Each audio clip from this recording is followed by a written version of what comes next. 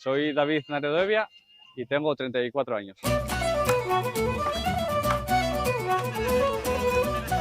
Y bueno, empecé un poco en esto, pues veía a mi padre entrenar y me ponía a imitarle con un martillo. Después ya mi abuelo materno me hizo un hacha de madera y al ver que iba cogiendo bastante experiencia, golpe con el hacha que acertaba bastante, pues mi padre lo que hizo fue pues, darme a probar el hacha de madera y poco a poco empezamos así.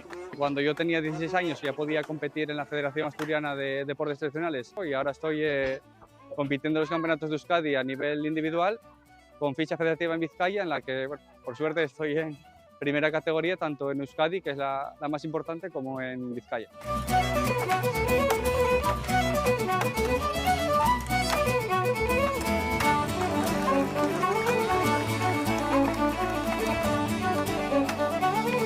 Tienes que compaginar también fuerza con resistencia, con técnica. O sea, al final, no por ser más fuerte ni tener más pegada eres mejor si te falta la técnica. Al final es un deporte muy técnico en el que cada golpe cuenta y cuantos menos golpes falles, más segundos estás ganando al crono. Al final, en las eliminatorias de Campeonato Euskadi en primera, pues somos 12 deportistas, los 6 mejores pasan a la final y los 2 últimos pierden categoría.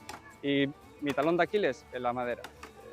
Ojalá que algún día pueda traer madera de allá para entrenar y yo creo que sería ya, dentro de todos los pasos que fuimos dando durante todos estos años, es la que me falta, ¿no?